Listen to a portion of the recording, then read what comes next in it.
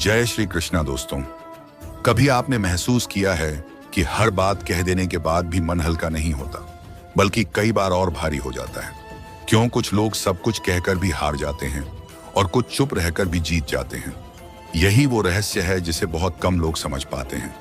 जीवन में ऐसे कई पल आते हैं जब इंसान अपने दिल की हर बात किसी के सामने रख देना चाहता है। उसे लगता है कि इससे सुकून मिलेगा, लेकिन क्या सच में हर बात कह देना सही होता है, या फिर कुछ बातें ऐसी भी होती हैं जिन्हें छुपाकर रखना ही समझदारी है। यही सवाल एक बार महाभारत के युद्ध के समय अर्जुन के मन में भी उठा था, जब वे रणभूमि में खड़े थे। लेकिन उनके मन में शांति नहीं बल्कि गहरी उलझन थी। उनके अंदर भावनाओं का तूफान चल रहा था। और उसी समय श्री कृष्ण ने उन्हें ऐसे ज्ञान दिए जो आज भी हर इंसान के जीवन में उतने ही प्रभावी हैं जितने उस समय थे। श्री कृष्ण ने अर्जुन से कहा, हे पार्थ, इस संसार में हर बात कह देना बुद्धिमानी नहीं होती। कुछ बातें ऐसी होती हैं जिन्हें मन में रखना ही तुम्हारी सबसे बड़ी शक्ति बन सकता है। जो व्यक्ति हर भावना, हर विचार और हर योजना को बिना सोचे समझे दूसरों के सामने रख देता है, वह धीरे धीरे अपनी ही ताकत खो देता है, क्योंकि दुनिया सुनती कम है और इस्तेमाल ज्यादा करती है। इसलिए आज मैं तुम्हें 7 ऐसे गुप्त मंत्र बताऊंगा जिन्हें अगर तुमने अपने जीवन में अपनाया तो तुम हर परिस्थिति में मजबूत बने रहोगे। पहला मंत्र है अपने घर परिवार की समस्याओं को गुप्त रखना। श्री कृष्ण ने कहा, हे अर्जुन, घर वह स्थान है जहां तुम्हें सुरक्षा मिलती है, लेकिन जब तुम उसी घर की बातों को बाहर ले जाते हो तो वही सुरक्षा खत्म हो जाती है। लोग तुम्हारी समस्याओं को समझने नहीं बल्कि उनका मूल्यांकन करने लगते हैं और कई बार तुम्हारी कमजोरियों को दूसरों के सामने उजागर कर देते हैं। एक व्यक्ति अपने घर की बातों को जितना छुपा कर रखता है उतना ही उसका सम्मान बना रहता है। इसलिए चाहे कितनी भी बड़ी समस्या क्यों ना हो, उसे केवल उन्हीं लोगों तक सीमित रखो जो वास्तव में उसका समाधान चाहते हैं।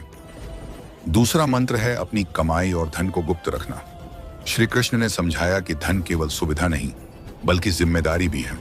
जब तुम अपनी आय, अपने संसाधनों या अपनी संपत्ति का दिखावा करते हो तो तुम अनजाने में अपने चारों ओर ईर्ष्या और लालच को आमंत्रित करते हो। दुनिया में बहुत कम लोग होते हैं जो तुम्हारी सफलता से खुश होते हैं। बाकी लोग उसे देखकर तुलना करने लगते हैं और यही तुलना धीरे धीरे नकारात्मकता को जन्म देती है। इसलिए समझदार व्यक्ति अपनी प्रगति का शोर नहीं करता बल्कि उसे चुपचाप बढ़ाता रहता है। तीसरा मंत्र है अपनी योजनाओं को गुप्त रखना। जब तक कोई कार्य पूरा ना हो जाए तब तक उसके बारे में अधिक चर्चा नहीं करनी चाहिए, क्योंकि हर विचार एक बीज की तरह होता है। अगर उसे समय से पहले बाहर निकाल दिया जाए तो वह या तो कमजोर पड़ जाता है या कोई और उसे अपने लाभ के लिए इस्तेमाल कर लेता है। जो लोग अपने हर कदम का ऐलान पहले ही कर देते हैं वे अक्सर अपने लक्ष्य तक पहुंचने से पहले ही रुक जाते हैं। इसलिए अपने इरादों को अपने तक ही सीमित रखो और जब परिणाम सामने आए तब दुनिया खुद जान जाएगी। चौथा मंत्र है अपनी कमजोरियों को छुपा कर रखना। श्री कृष्ण ने कहा कि इस संसार में हर व्यक्ति तुम्हारा मित्र नहीं होता।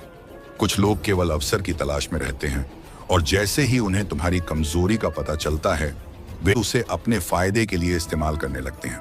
इसलिए अपनी कमजोरी को केवल अपनी समझ तक सीमित रखो, उसे सुधारने का प्रयास करो, लेकिन उसे सबके सामने उजागर मत करो, क्योंकि वही तुम्हारी सबसे बड़ी चुनौती बन सकती है। पांचवा मंत्र है अपने दान और सहायता का प्रचार ना करना। जब तुम किसी की मदद करते हो तो वह तुम्हारी मानवता का प्रतीक होता है, लेकिन जब तुम उसी मदद का बखान करते हो तो वह धीरे धीरे अहंकार में बदल जाता है। सच्ची सहायता वही होती है जो बिना किसी दिखावे के की जाए। जो व्यक्ति चुपचाप दूसरों की मदद करता है उसका प्रभाव सबसे अधिक होता है, क्योंकि वह दिल से जुड़ा होता है, शब्दों से नहीं। छठवां मंत्र है अपनी हार और अपमान को गुप्त रखना। जीवन में हर व्यक्ति कभी ना कभी असफल होता है, लेकिन जो व्यक्ति बार बार अपनी हार को दोहराता है वह खुद ही अपनी छवि को कमजोर बना देता है। लोग उसकी कहानी से प्रेरणा लेने की बजाय उसे उसकी असफलता से पहचानने लगते हैं। इसलिए जो भी सीख मिली है उसे अपने अंदर रखो, उससे मजबूत बनो, लेकिन उसे बार बार दूसरों के सामने मत दोहराओ, क्योंकि दुनिया परिणाम देखती है, प्रक्रिया नहीं। सातवां और सबसे महत्वपूर्ण मंत्र है अपनी भावनाओं पर नियंत्रण रखना। मनुष्य का मन ही उसकी सबसे बड़ी शक्ति भी है और सबसे बड़ी कमजोरी भी। जो व्यक्ति हर किसी के सामने अपनी भावनाओं को खोल देता है वह धीरे धीरे अंदर से कमजोर होने लगता है, क्योंकि लोग उसकी भावनाओं को समझने की बजाय उनका विश्लेषण करने लगते हैं और कई बार उनका उपयोग भी करते हैं। इसलिए अपनी खुशी, अपने दुख और अपने क्रोध को समझदारी से व्यक्त करो, हर किसी के सामने नहीं।